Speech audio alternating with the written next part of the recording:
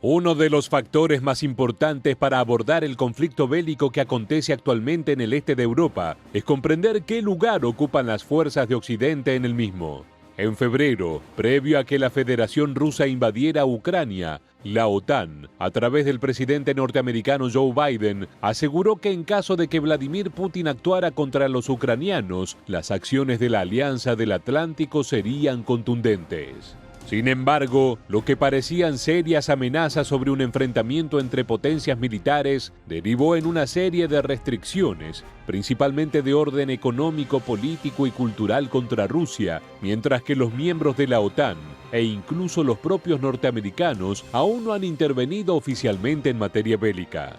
Más allá de estos hechos confusos que configuran la geopolítica del momento, en este video plantearemos cuál sería la estrategia de Estados Unidos en caso de que interviniera en Europa con una ofensiva total contra Rusia con sus fuerzas convencionales de tierra, aire y mar. Por este motivo nos preguntamos, ¿podría Estados Unidos invadir el territorio de la Federación Rusa con sus fuerzas convencionales? Quédate con nosotros, ya que durante los próximos minutos te contaremos cuál sería la estrategia posible en caso de que el gigante norteamericano quisiera golpear a Vladimir Putin en su propio hogar. ¿Estás listo? Pues comenzamos. Antes de comenzar es importante señalar que durante este análisis plantearemos cómo sería una invasión por parte de Estados Unidos hacia la Federación Rusa en represalia por sus acciones en Ucrania. Para ello tendremos en cuenta las estrategias que involucrarían a su ejército, fuerza aérea, marina y otras fuerzas convencionales, pero no sus capacidades nucleares, ya que al tratarse de las dos potencias en materia de proyectiles atómicos, realmente ambas cuentan con la capacidad de borrarse del mapa la una a la otra. A diferencia de otros análisis que hemos realizado, este plantea que en caso de que los estadounidenses se lanzaran contra Rusia, buena parte de las fuerzas fieles a Putin se encontrarían en la campaña en Ucrania, ya que, aunque lento, el ejército ruso continúa avanzando hacia el interior del país. De hecho, hasta la fecha un 70% de las tropas rusas terrestres, divididas en grupos de batalla tácticos o BTG, se encuentran operando en Ucrania, según fuentes norteamericanas, que son el único parámetro informativo con el que contamos actualmente en Occidente, por lo cual tomaremos como fuente principal.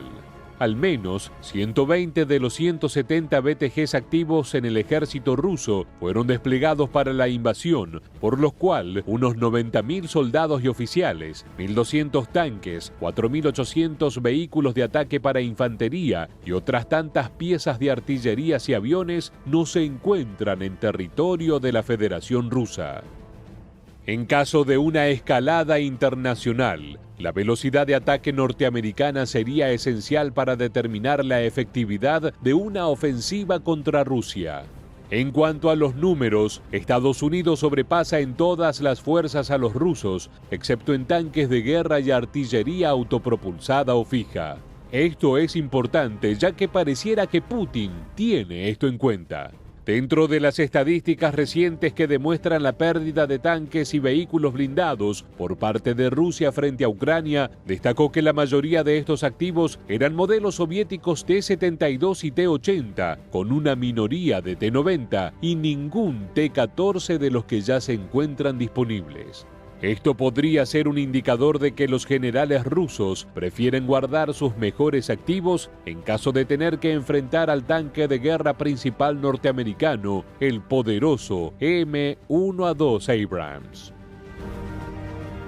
Algo similar sucede con las aeronaves, ya que según reportes de la prensa, al menos 7 aeronaves rusas fueron derribadas, pero se veían representadas en modelos como el Su-27, Su-25 y MiG-29, mientras que los avistamientos de aviones más modernos, como el Su-35, fueron mínimos. Actualmente Rusia cuenta con unos 400 cazas actualizados, siendo la mayoría de ellos Su-35 y Su-30, pensados para la superioridad aérea, que serían ampliamente más útiles en un rol defensivo frente a las enormes flotas estadounidenses representadas en unos 191 F-35 Lightning II y 195 F-22 Raptor. Por supuesto, si hablamos de aeronaves diseñadas durante la Guerra Fría, la cantidad de F-16 y F-15 de la US Air Force supera a las existencias activas heredadas de la Unión Soviética.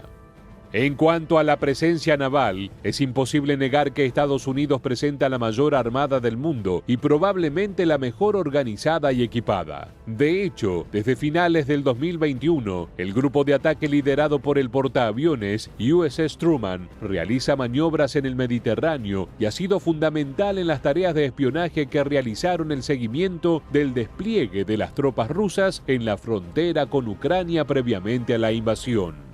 Aunque aún no se conoce el rol que ocupará la Sexta Flota, contingente naval dedicado a patrullar la zona central de Europa, en caso de una invasión, lo más probable es que comience por este medio, como ha sucedido en la mayoría de las ofensivas norteamericanas. La conciencia del alcance del poder marino de Estados Unidos es algo que Vladimir Putin tiene muy en cuenta y ha ordenado aumentar la presencia de destructores y submarinos rusos en sus costas. Esto llevó a que 10 días antes del ingreso a Ucrania, Rusia detectara un submarino norteamericano en sus aguas que fue amablemente escoltado fuera de ellas por un destructor.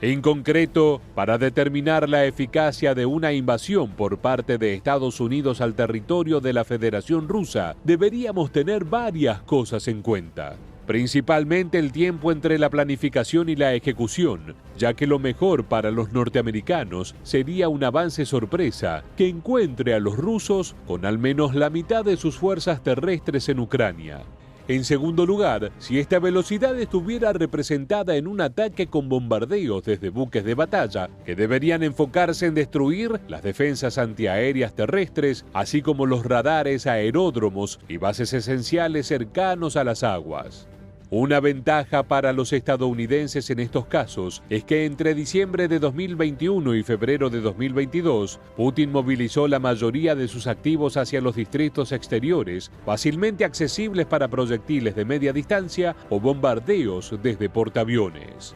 Como se vio en los últimos conflictos protagonizados por Estados Unidos, las guerras en Oriente Medio, la fuerza de los norteamericanos reside en su capacidad de lanzar durísimos golpes al principio de las contiendas, que pueden tener gran impacto en todo un ejército enemigo. Pero al mismo tiempo, también resultó evidente que esta misma fuerza va menguando a medida que los meses pasan, ya que las tres fuerzas estadounidenses son totalmente independientes y rara vez trabajan amigablemente o cooperan de manera muy eficaz. En escenarios tan distantes de Rusia como Afganistán, Irak e incluso Siria o Somalia, ha costado mucho a los norteamericanos sostener un ritmo ofensivo e incluso una planificación lo suficientemente eficiente para sostener una ocupación sin grandes pérdidas. Y nos referimos principalmente a grupos militares que, si bien contaban con armamentos poderosos, no poseían ni una décima parte de las capacidades militares industriales de la Federación Rusa.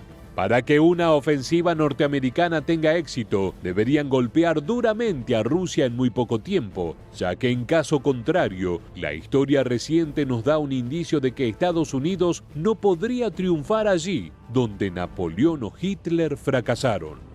Al mismo tiempo, los reportes más recientes desde el frente en Ucrania indican que Putin contempla la posibilidad de que algo como esto suceda y parece estar preparado contra ello.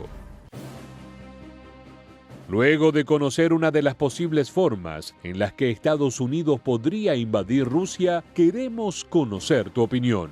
¿Cuál crees que sería la mejor estrategia si los norteamericanos intentaran ingresar en el conflicto en Ucrania de manera ofensiva?